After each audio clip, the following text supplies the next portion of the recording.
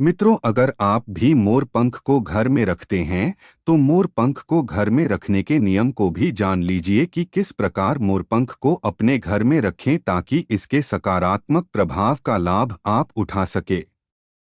वास्तुशास्त्र के अनुसार मोर पंख को सही दिशा और सही स्थान पर रखना चाहिए, इससे कि इसका लाभ आपको वास्तुशास्त्र के अनुसार मिल सके।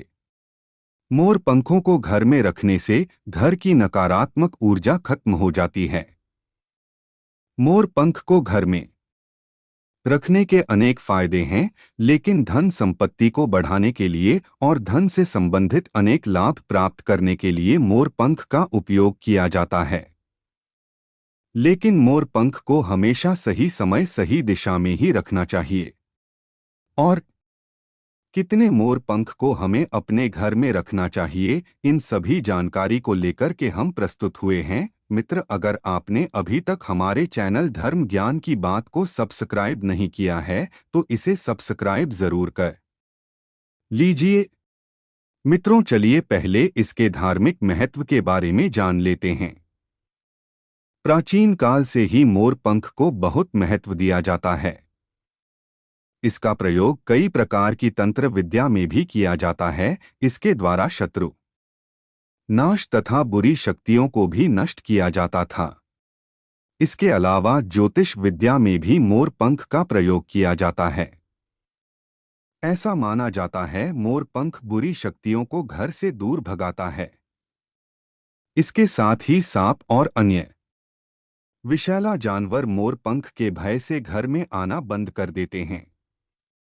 इसलिए पहले के समय में जो वन में निवास करते थे, जंगलों में रहते थे, वह मोर पंख को अपने घर में रखते थे। अनेक पुराणों में भी कथाएं मोर से संबंधित लिखी हुई है। इसी की एक कथा आपके सामने प्रस्तुत कर रहे हैं। प्राचीन काल में एक असुर था जो कि बहुत शक्तिशाली और तपस्वी था। उसने गुरु शुक्राचार्य से विद्या प्राप्त करके ब्रह्मादेव और भगवान शिव से वरदान प्राप्त किया और बहुत शक्तिशाली बन गया। और स्वर्ग पर आक्रमण करके उसने कई देवताओं को बंदी बना लिया। तब उस असुर को पराजित करने के लिए देवताओं ने एक योजना बनाई। इस योजना के तहत मोर की सहायता ली गई। सभी देवताएं और 9 ग्रह मोर के पंखों में विराजमान हो गए, जिसके कारण मोर बहुत अधिक शक्तिशाली हो गया और उसने उसे दुष्ट राक्षस पर आक्रमण कर दिया, जिसके कारण उस असुर का वध हो गया। तब सभी देवताओं ने मोर की बहुत प्रशंसा की और उसको वरदान दिया कि वह बहुत ही पवित्र और पूजनीय होगा। जिस स्थान पर मोर होता है या उसका मोर पंख होता है, वहां पर 9 ग्रहों का अशुभ प्रभाव नहीं पड़ता है। सभी देवी देवता ही नहीं, मोर पंख की श्री कृष्ण जी ने भी बहुत प्रशंसा की है। इसीलिए मोर पंख को श्री कृष्ण जी ने अपने सर पर विराजित किया है। मोर पंख के बिना श्री कृष्ण जी कुछ और अपने सर पर धारण नहीं करते हैं। सभी देवी देवता भी मोर पंख के गुणों का वर्णन करते हैं। मोर पंख धन संपत्ति ऐश्वर्य प्रदान करने वाला होता है। आठ लक्ष्मी के समीप मोर पंख रखने से माता लक्ष्मी प्रसन्न होती हैं और वरदान देती हैं। महालक्ष्मी माता सरस्वती, श्री गणेश जी, भगवान कार्तिकेय जी और ऐसे अनेक देवी देवताओं का संबंध मोर पंख से जुड़ा है। माता सरस्वती का वाहन मोर है। इसीलिए विद्यार्थियों को अपने पास मोर पंख अवश्य रखना चाहिए। यदि आप बांसुरी में डाल करके मोर पंख अपने घर में रखते हैं तो इससे आपके परिवार में सुख शांति बनी रहेगी। घर में ऐसी 3 जगह होती है जहां मोर पंख को रखना चाहिए, जिससे आपके घर में ज्यादा से ज्यादा सकारात्मक ऊर्जा बनी रहेगी। अगर घर में नकारात्मक ऊर्जा बहुत है और परिवार का कोई भी सदस्य सफलता प्राप्त नहीं कर पा रहा है, तो घर के मुख्य द्वार पर गणेश जी की प्रतिमा लगाएं और उसके दोनों ओर मोर पंख अवश्य रखें, जिससे आपके घर में किसी प्रकार की नकारात्मक ऊर्जा का प्रवेश नहीं हो पाएगा और सुख समृद्धि बनी रहेगी। यदि आपका मुख्य द्वार वास्तुशास्त्र के अनुसार नहीं है तो आप अपने मुख्य द्वार पर 3 मोर पंख को रख दे, जिससे वास्तु दोष समाप्त हो जाएगा।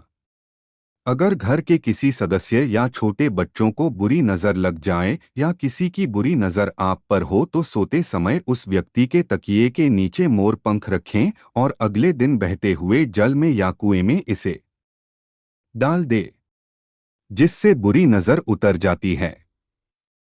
परिवार के सदस्य पर ग्रहों की दशा अच्छी नहीं चल रही हो तो मोर पंख लेकर के उस पर गंगाजल का छिड़काव करके उसे ऐसे स्थान पर रख दे जहां पर इसे कोई देख ना सके।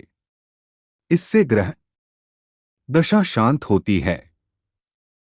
अगर पढ़ाई करते समय विद्यार्थियों को बार बार नींद आती है और पढ़ाई में मन नहीं लगता है तो माता सरस्वती की प्रतिमा के आगे मोर पंख रखने और दूसरे दिन इसे को अपनी किताब में रख ले। इससे विद्यार्थियों में एकाग्रता बनी रहेगी और मां सरस्वती उस विद्यार्थी से प्रसन्न होंगी।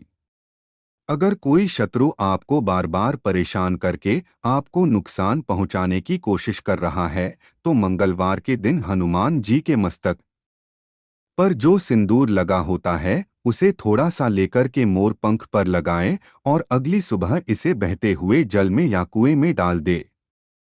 इससे शत्रु से छुटकारा मिलता है।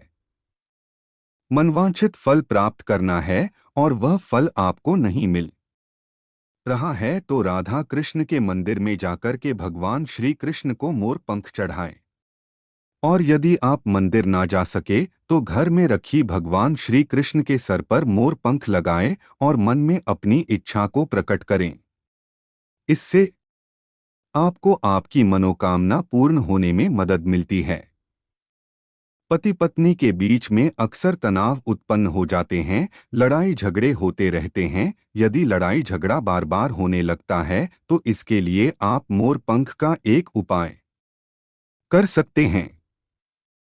पति पत्नी के बेडरूम में दक्षिण पूर्व दिशा में मोर पंख रख देना चाहिए। इससे दोनों के बीच में लड़ाई झगड़ा कम होंगे और प्रेम बढ़ने लगेगा। किसी भी शुभ दिन मोर का पंख लेकर के घर की एक ऐसी जगह है लगा देना चाहिए जिससे कि घर के लोगों के या अन्य लोगों की नज़र ज्यादा पड़े, क्योंकि मोर का पंख नकारात्मक ऊर्जा को अवशोषित करता है। इसलिए इसको ऐसी जगह रख दे जहां पर लोगों की नज़र ज्यादा पड़े। अगर घर में धन की कमी है और घर में ज्यादा धन नहीं टिकता है और अचानक से खर्च हो जाता है तो घर में एक तिजोरी बनाएं और उस तिजोरी को पश्चिम की दीवार में चिपका कर रखें और उसका पूर्व दिशा की ओर मुख होना चाहिए। इससे देवराज की कृपा दृष्टि बनी रहेगी। लक्ष्मी माता की पूजा में मोर पंख रखें और उसके बाद इसको उसी तिजोरी में रख दें। इससे धन में वृद्धि होती है। मित्रों, यह थे कुछ मोर के पंख के उपाय जिनको करने से आपको और आपके परिवार के सदस्यों के जीवन में सुख समृद्धि आएगी।